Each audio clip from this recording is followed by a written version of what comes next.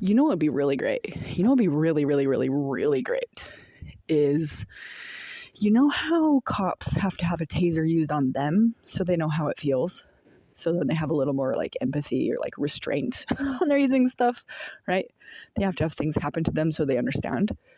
What if you put like the intake officers or like the jail guards or whoever, you take them and you put them in the cold cell and you let the trustees kind of be in charge, like kind of doing the same stuff. Like, I think that would go over well. And I think that the trustees would do a really good job of making it accurate to how it actually feels. It might be a little, I don't know if it would go overboard. Maybe there would have to be like a panel judge to make sure it's like, well, I mean, you just have to work within the same parameters. Like, you can be detained up to 3 days. And it's kind of like, if they're not too busy, you know, to let you out, just they have their regular jobs and then they have to like check on you now and then. And when they get around to it, they'll let you out and they can like play mind games with you the same way you play with them. You know, it's just like, that would be good. And then they can see, and they can have to wear the same clothes, you know, the clothes that you get booked in. And it would just be eye-opening, I think, because I had a comment earlier today. If somebody said, well, like, I don't know, like, I'm sorry that, like, it was so uncomfortable. Like, I'm sorry that you're so sad and it was uncomfortable for you, but like, like, it was just uncomfortable. But, you know, I think it's just like a deterrent, so like people won't want to go there. Like, so many things are wrong with that sentence. But like the idea that like, I'm sorry it was uncomfortable, because I think that's what the guards think too. It's like they can see the women shivering on the floor. They don't really see them. They don't really know what that's like. They think they're just like tired just because they've been in there a while. You know, they're just kind of like bored, exaggerating maybe when they yell and get really upset. They're just kind of exaggerating. You're like, I don't know, because they're in the same cold. Like, they're walking around the same cold. But here's the thing: they're walking around and they have their full uniform on. Like, they're probably feeling decent. They probably feel a little chill, like a crispness, but they're not feeling it like we're feeling it. You know, it's different. They don't have any empathy because they have no idea what's going on. So I think if they were put in a similar situation, just like with the taser, like, they have to know how it feels in order to know, like, okay. Because I think people also think, like, I think they think it's like just a little uncomfortably cold. It's kind of like a DMV experience. It's kind of like an exaggerated DMV experience. I think that's what people think. It's like the intake process, but I think it should be a DMV experience, maybe a slightly exaggerated DMV experience. That would be reasonable. And it's like, oh yeah, so you're a little cold. Like, that's not a big deal. This is different. This is not that. This is very, very different. This is like insane. This is like if you go to the DMV and instead of sitting on the plastic chair, you're put on the concrete floor with the toilet with another couple of people, and then you just wait around. It could be all day, it could be 3 days, and you can't get out. It's freezing cold. Oh my gosh. Well, I've described it already. It's not the DMV experience. It's the jail experience. It's different. But I think people equate it. People who haven't been through it think it's kind of like just an annoying kind of experience, or just kind of like uncomfortable. And it's like, it's not just that though. And I'm not exaggerating. It's not just uncomfortable. It's like horrific. When I say horrific and inhumane, I mean inhumane. I mean, I've endured kind of a lot of stuff sometimes, like in my life. And this might be the only inhumane thing I could think of. Like, actually inhumane. I didn't think I would actually ever encounter an inhumane thing from our society. When I was young, I thought, like, well, I thought I could encounter inhumanity from, like, criminals. I just didn't think I would encounter inhumanity from the moral officers of society, like the people commissioned to uphold the moral code of society. Like, I thought that would never happen. Not in a million years. Not in a million years I thought that would ever happen. I never thought people upholding the moral code of society also would lie to you. I thought that would be certainly illegal, you know, but that's definitely legal. It's like common. I did not think that would be a thing, because like, how can you like require someone else to be truthful and honest when you're not? Like, doesn't that just breed more dishonesty? Like, I can't believe you're doing this. I can't believe our society thinks this is a good idea. Like, the ends don't justify the means in this one. Like, the means are just creating like further negative ends in this situation. Like, yikes. Anyway, okay. So yeah, I think it would be very, very beneficial for people to actually experience it, because I don't even know if I would believe it if somebody told me, if I didn't go through it. And I certainly would not understand the scope of the horror of it. Like, I would not understand like what it means and what it actually is. Like, I would not, unless you go through it. You just don't even know. Some things you have to go through to know, like childbirth. Childbirth's kind of like it. Childbirth, the pain of childbirth is definitely more intense than the pain of the cold. But the same kind of undetermined length of time, you know, kind of similar.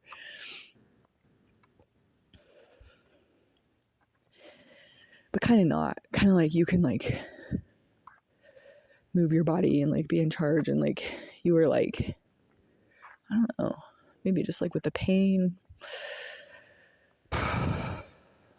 Might be similar. But you get a baby, like, I don't know. It's not other people doing it to you. It's just like one of those accidents of life. Like, sometimes your needs are not met as an accident of life. Like, I mean, we just have pain in childbirth. That's just like, oops, we don't know how that happened or why, but it is just how our bodies work now. We have some guesses, like we have some theories. So, but that just happens. Nobody's doing it to you as like a punishment to get you to correct your behavior in any way. The really crazy thing is when you're doing that to correct behavior, it's more of a control thing. You're not like changing the heart. You're just controlling the body. And that doesn't ever produce a change of heart. That almost makes a hard heart. And people doing that are very Christian usually, as they believe like in God, the plan of salvation, plan of happiness. Well, I'm talking about Mormons specifically. They believe in like agency and like free agency. We believe that the reason Satan is who he is because he had a plan too. Like, God had a plan, Satan had a plan. Satan's plan was to make everybody be good. See, Satan didn't originally want to make people be bad. Originally, Satan was the angel of light. Satan was the morning star, like God's like favorite son, maybe his firstborn son. I don't know. Was that Jesus? I don't know. Lucifer, Satan was like one of the really good guys, one of the top notch. But he had a plan. Like, God's like, here's the plan. Like, here's what's gonna happen. You're all gonna go get organized physically in the bodies like I did. And that's the next step of progression. And Satan was like, no, like, why do we have to go through that? That's going to be hard and horrendous. Like, why don't we just make everybody be good? Let's just like make everybody just choose the right actions, and then they'll know what to do or something. I don't know. I don't know how he thought that was good, like an idea. Like, he profoundly misunderstands the whole reason for having a physical body, right? Like, he's like profoundly missing the point. He's going to make everybody be good. And so that's what I'm like, when I see that, it's like, we're going to use like basic human needs as a method of behavior control. It's like behavior control, not behavior correction or like coming to an understanding to modify behavior through reason. It's behavior control. And we're going to make everybody be good, right? It's satanic. It's literally satanic. It's literally like the plan Satan proposed. So like, if you're a Christian listening to this and you're like, I think we need to control people, you need to think again. You need to think like, what am I saying here? What am I saying? Am I giving people agency? Like, how am I getting along in this world? Can we do a better thing? Maybe is the prison system just maybe not a thing? Like, we can maybe choose a different model. Same with public school. It's like, we'd have a reasoning class where the kind of an assembly where all the students decide the rules. And it's like, is that realistic though? Like, maybe that model just sucks. Like, maybe the model of like a billion kids in the same building and just like, sit down, be quiet, listen, sit. Maybe that's really not like the best model for humans. Maybe we could like look at it reasonably and say, what would be a better model for humans? What can we do better. Like, yes, it's efficient. We've tried that. We really like efficiency. We've gone through the industrial revolution. Efficiency is like top notch. We have all these cool stuff, all these gadgets and stuff, but it's like, okay, now we've reached like pretty good efficiency. I think everyone's breaking down. Everyone's kind of burned out. So maybe like it's time to take a rest, to think about what would be a better model for humans. Is the public school model actually the best? Could we do something better as a community of humans? Why wouldn't we like stop and regroup and rethink, take a breath? Like, things seem a little crazy out there. Things seem a little bit crazy. Maybe we can need to take a breath. Maybe before we jump full steam ahead in like destructive methods of creation or creating a better thing. Like, well, I don't know. I definitely think we need to like think about it though. Like, think about what would be better, because if you just destroy without a plan, then like what's gonna happen? The same thing over and over, right? Maybe, I don't know, maybe we could be organic about it. Maybe just changing perspectives over time has done something to make it likely that something like Zion could roll out. Maybe it has to be organic. You just have to kind of like reach some sort of like maximum threshold, some sort of like tipping point, some sort of vote, majority vote, consciousness and like people's actions, behaviors, and perspectives, and then you can like, everyone just does that. But I think that's what they're trying to accomplish with TV. It's kind of like a good way to like get into people's heads, to get the behavior vote to swing the way you want it to swing toward buying more gadgets so you can make more money and you yourself can have more gadgets and cool experiences like scuba diving in Fiji and flying in an airplane.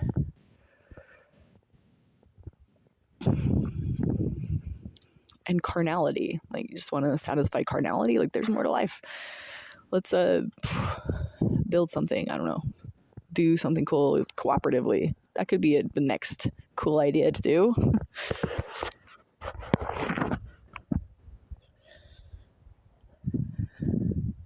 So yeah, I think definitely if we're going to use punitive measures, maybe we need to picture ourselves in that situation. And everyone's like, oh, well, it just seems like an uncomfortable situation. It's like, no, maybe you need to go there.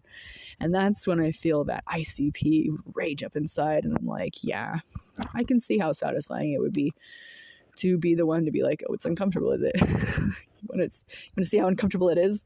Give it a try. You'll see. When you're crying, when you're banging the walls, you'll be like, yeah, see? Maybe that's my karma. Maybe in another life, I was the guard, and the guards were the inmates. Who knows? Maybe we're all dead. Maybe this is the eternal progression. This is like the last kingdom. We're just stuck here because we're idiots, all of us. We all did bad stuff. Who knows?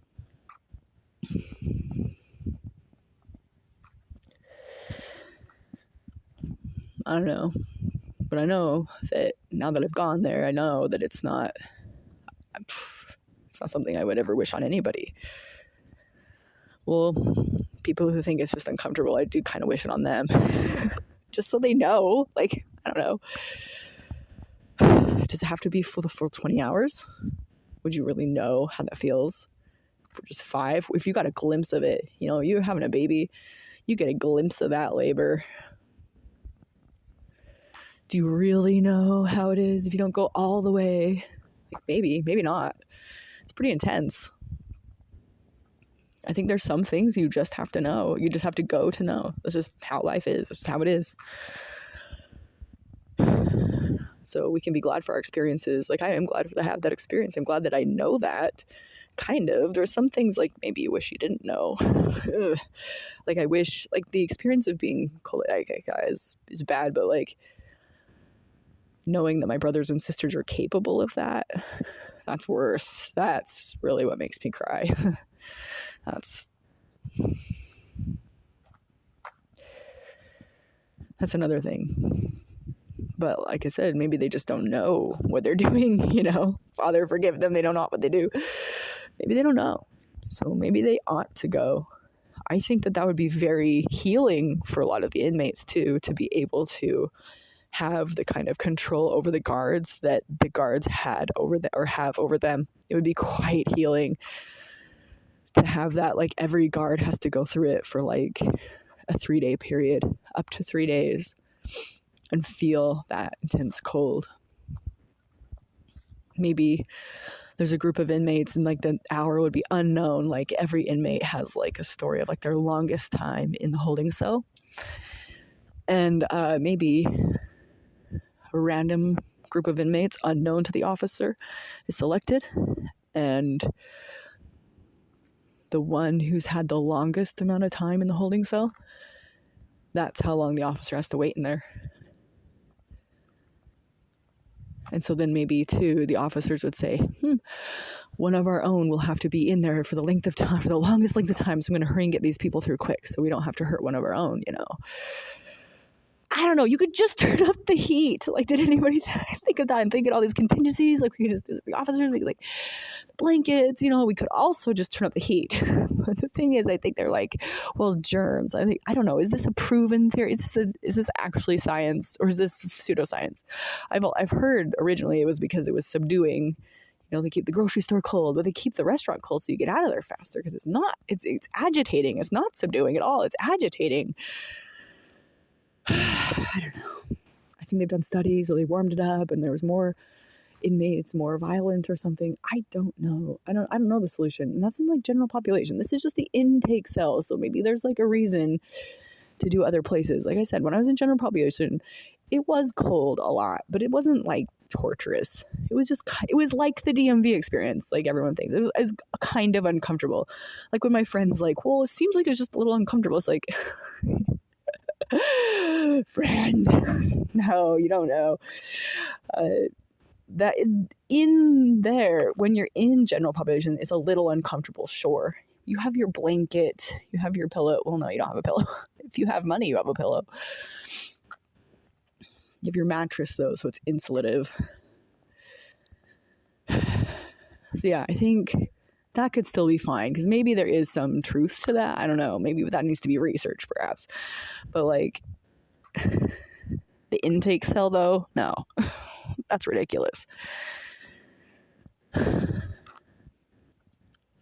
don't know. The temperature should be comfortable. Like, there's no reason to be, I don't know. I'm not going to go into that. But like, yeah, I think that would be very satisfying, and that would feel connecting for the inmates too. It would give them a little bit of justice feeling, and so they could maybe start healing and forgiving. Sometimes it's a lot easier to forgive when you feel like justice has somewhat been served. At least there's some understanding or empathy for the situation, for what has been done. And I think that goes with all people, like, of any injustice in history. It's like, yeah, you weren't there, but do you even care that your grandparents did that to my grandparents? You kind of should care. Like, the hearts should turn to the fathers. The hearts of the children should turn to the fathers. Otherwise, the whole world will be lost, or something like that, you know? Maybe we turn to our grandparents and be like, hey, you didn't do the best thing. Like, you could have done it better. Like, reproach and calling to repentance is love. Don't speak like that to your elders. I just feel like the elders know less, because as we go, we're learning more. We're learning more than the last generation, I hope. That's kind of the goal. I hope my kids know more than me. That's the whole thing, that we progress, we get better. So like, why wouldn't we speak ill of the dead? Why wouldn't we chastise the old people? They didn't do the right thing. They were jerks. They were horrible sometimes. So yeah, I do feel bad that my grandparents did stuff that was cruel or inhumane. You know, if they did, I don't even know. So we can't speak ill of the dead. Oh, so sad. But like, other people have stories their grandparents tell. Like, grandparents speak ill of each other sometimes, you know. Maybe we could just all apologize. It's like, be human together. It's like, oh my gosh, let's just be sorry that bad stuff happens to people, you know. Maybe that's the whole thing. Just need to, I don't know, care a little.